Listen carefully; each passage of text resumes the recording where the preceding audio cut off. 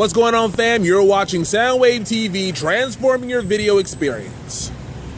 I got to see Birth of a Nation the other day, and I'm going to give you a few ideas, a few things that I gathered from watching the film. Now, I can't speak to the historical inaccuracies. I was told there were a lot of the historical inaccuracies in this film, but you know, people watch Straight Outta Compton and they got a lot of stuff wrong in that one, and I didn't see anything that was like way out of place. I didn't see any like major anachronisms. So I do want to go back and probably read a book or two on Nat Turner, or see something on the History Channel. It can sort of like bolster my knowledge base, but again, I didn't see anything that was too historically inaccurate. This movie asked the big questions. What are you willing to fight for? What are you willing to die for? How many indignities are you willing to endure? Are you going to survive, or are you just going to live? Now, the whole big thing about Nat Turner is that he was this revolutionary. He started a slave revolt, and I wish they had got to the revolt a little sooner. That could have been maybe 10 to 15 minutes sooner. That would have been a good thing to improve the film. I'm trying to think here. And it also shows how religion is used to manipulate people. And it's also seen how the Bible is used to get money, because the plantation owner, Samuel Turner, he uses Nat as sort of like a way to make money to go to the other plantations and preach to the slaves. And all of them are using scripture kind of out of context to justify their treatment. It was like, we see that today. You know, religion is used to manipulate people, and you know, where it's supposed to be about saving people's spirits, is used about lining people's pockets as well. And is there also like sort of like a connection between Malcolm X? You know, when Malcolm was first learning about Islam, and then when he realized he was being manipulated and saw the different aspects of what Islam could do for humanity.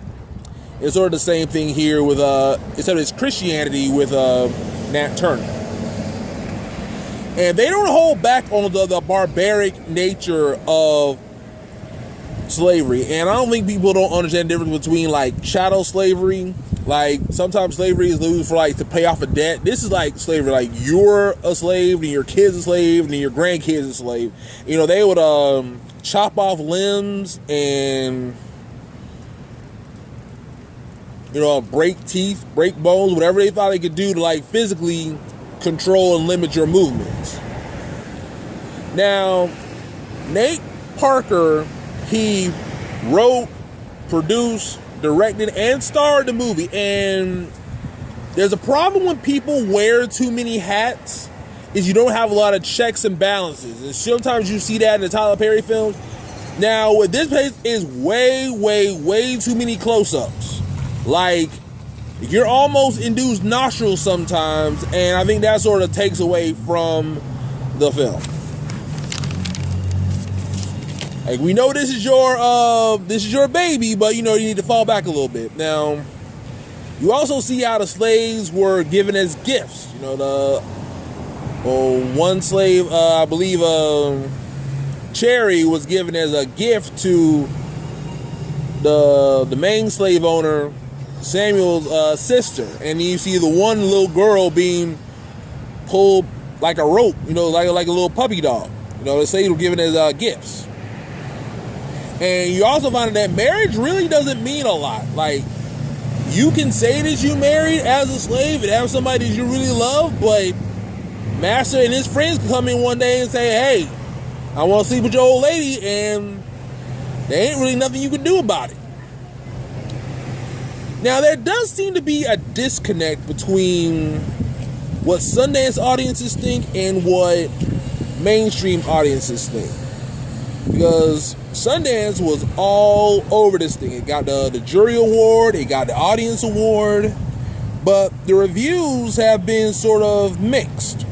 I thought it was a good, solid film. I don't know if it's going to be like the classic. You'll probably just see it every January and February, around MLK Day and Black History Month. But, again, a nice, solid film. I enjoyed it. Definitely something to check out. Your supporting cast was very good as well. Armie Hammer, Aja Naomi King, and Aunjanue Ellis as well. Penelope and Miller, they all did a good job in their roles. So what did you think of Birth of a Nation? Leave in the comments down below. Check out my other videos and subscribe if you're so inclined. Until next time, this is Soundwave signing off.